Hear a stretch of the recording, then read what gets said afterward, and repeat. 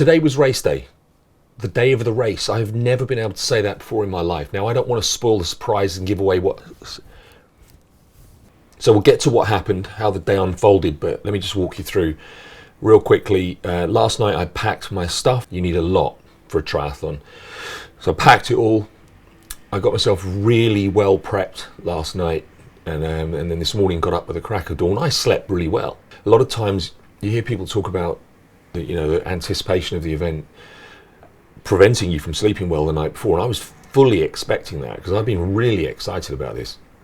But I did sleep, and in fact I woke up at exactly 4:44 a.m. and my alarm was set for 4:45, so it was perfect. Didn't have that horrible sort of rude awakening of an alarm.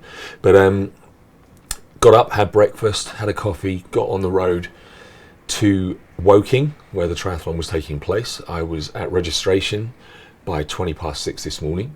Got all my stuff, my number, and then I racked my bike, and it all started to get really real.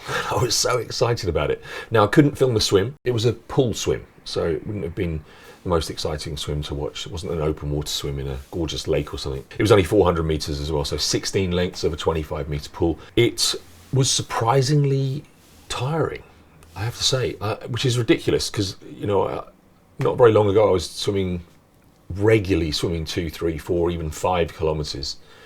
I just haven't done a whole lot of swimming lately, but that's how quickly the fitness drops off.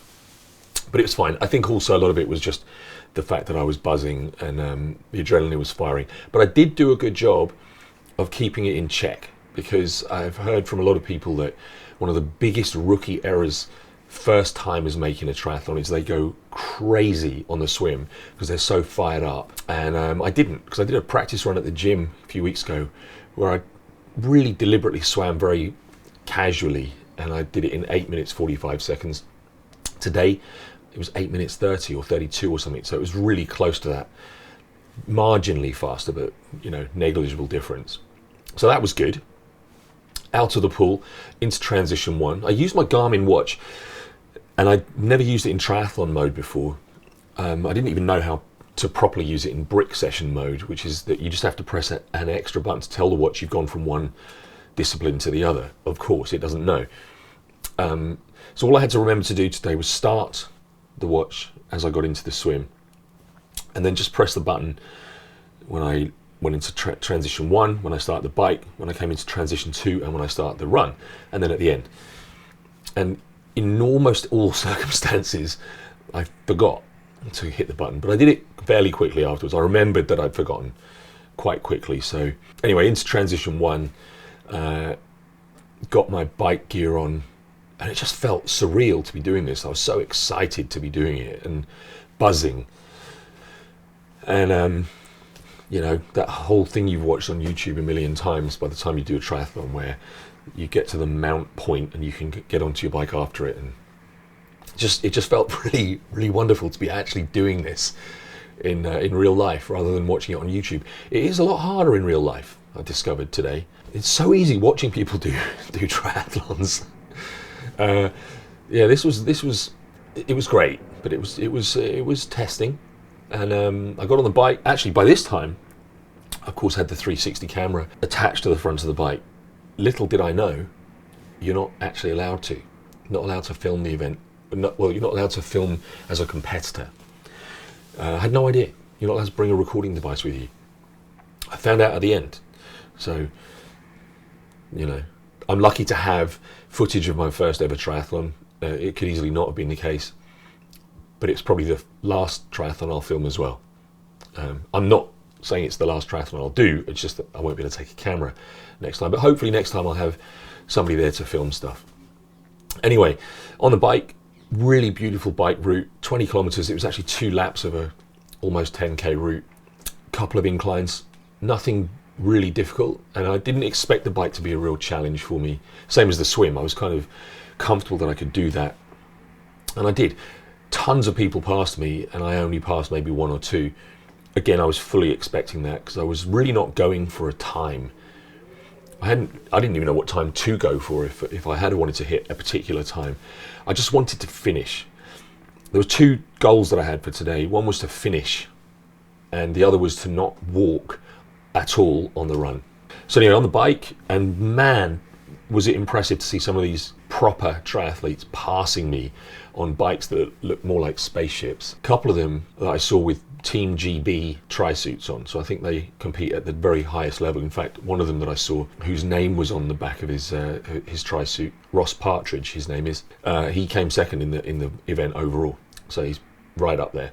But watching these guys go by was inspiring, and it's very admirable that they can move so fast. I certainly couldn't, but that was cool. I was enjoying it. I really enjoyed it, and that was something that I really also wanted to do, was take it in, because it's kind of like, it's such a buzz, and I think it's so easy to be sort of wired by the event that it's come and gone before you even realise what's happened. And it kind of was, but I did absorb what was happening. I did take it in. I had moments where I was just thinking, I can't believe I'm doing this. I love what I'm doing, and I really enjoyed it. I had a tiny little mishap when I was passing the start point of the loop where you do 2 laps, and I knew you did 2 laps.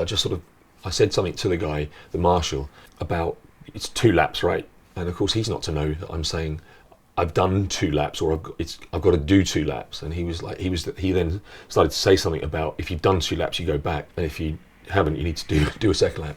But I turned round in case I got it wrong. But it maybe cost me 30 seconds. It was entirely my fault. Speaking of the marshals, I've got to say to Full Steam, who were the triathlon organisers for today, and many other triathlons as well, I believe, they were brilliant, absolutely brilliant. 7 o'clock start on a Sunday morning, and of course they were there way earlier than that, I'm sure. Marshals standing out in the cold just to encourage complete strangers like me. And it really helped. It really helped. Not just with the logistics and the fact that they're helping you to take a turn in the road where they're letting you know if it's clear, if there's any traffic to wait for, which there wasn't. It was nice and early on a Sunday, so that helped. But that's my point. It was nice and early on a Sunday, and here are these people giving up their time to help us to do a triathlon. Thank you guys, whoever you were. You were all brilliant, and I really appreciated your support. Anyhow, I got to the end of lap 2, went back to the main venue for transition 2. Got into my running gear, and boy oh boy, does it teach you the importance of brick sessions. And not just brick sessions where you're on a gym static bike and then on a treadmill in the gym, but actual real world bike and run, because I didn't feel like my legs were attached to my body, except for the fact that they really hurt. So I knew they were. But here's where things get really good. My problem leading up to this, and my nervousness about it, my uncertainty in my ability to finish, was based entirely on the run. I knew I could do the swim, and I knew I could do the bike ride.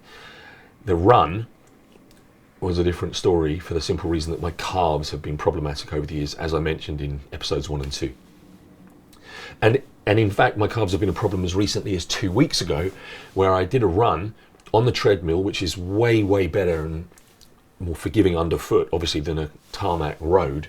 And less than a kilometre in, my left calf was ready to go. It was hurting enough that I had to stop. They held out. That was the other aim, as I said, that I had in today's triathlon, was to not walk at all in the run. Now here's a really weird thing.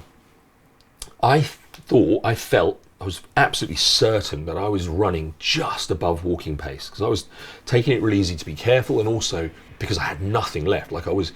My fitness level for the running was abysmal. I was quite pleased with, in fact I was very pleased, even though I got tired in the swim, I was perfectly capable of doing 16 lengths. You'd hope so anyway, because I should be, a real sprint distance swim is 750 meters, so it's almost double. To say nothing of full distance triathlon and beyond. But anyhow, perfectly happy with the swim, perfectly happy with the bike in terms of fitness. The run, I was really struggling from the moment I set off out of transition 2, where, of course, once again, I forgot to hit the start button on the run leg of the journey on my watch, but I did remember within a couple of 100 meters, so it really made no difference. And the good news is it probably all worked out perfectly, because I forgot at the end as well. One of the staff said something which reminded me that I hadn't stopped. Oh, that's right, he wanted the timer, he wanted the tracker that was on my wrist, which they obviously give you at the beginning, and that's what prompted me to stop the watch as well. But it was maybe 30 seconds after I'd finished, so it was pretty perfect. It was about 30 seconds late on the bike and the run and the end, so it worked out great. And the Garmin's great. I'm going to do an episode on the gear, including this Garmin. I love it. It really helps me to understand what I've achieved and what I've done. And in fact, this is where I'm headed with this point I'm making about the run. I absolutely thought I was running at about 6.5 kilometers an hour. So for me, if I'm walking at 6 kilometers an hour on the treadmill, that's a brisk walk. That's a fast walk. Any faster, and I'm going to have to start a slow jog.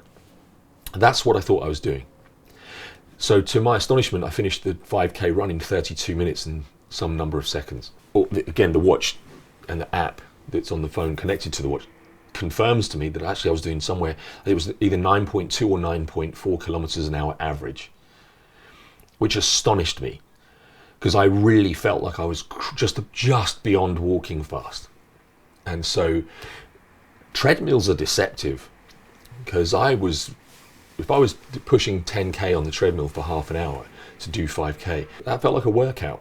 That really felt like a workout. And I only did it once over the last year in preparation for this, because then the calf injuries kicked in. But yeah, I was doing nearly 10k, well 9.2 or 9.4, whichever it was. And I could have sworn I was doing way less. So that was a really pleasant surprise. And most of all, the most pleasing thing of all for me, next to finishing the triathlon, was that I didn't walk at all on that 5k. And it turns out I was going a lot faster than I thought. So my total for the day was 1 hour 37 minutes, which is super slow for anyone who actually does triathlon. Nothing to do with age, by the way, because the guy who came 4th or 5th overall with the winner was at 58 minutes, which is super fast. 58 minutes. The guy who came in, I think it was 4th or 5th place overall, was in my age group. He was in the 50 to 59 age group, and he came 4th overall with 60 minutes. He was 2 minutes off the winner, which I thought was incredible. So whoever you were, sir, I bow to you. And I did it. And because I did it, you might remember me saying in episode 1 that I was always going to make it about fundraising for the animals, the charities that I support. And I didn't do that preemptively because of my concern for not being able to finish it, because I didn't want to not finish and then negatively impact the fundraising for whichever charity it was. But I finished it. So I've retrospectively created a fundraiser, for which I'll put the link in the description.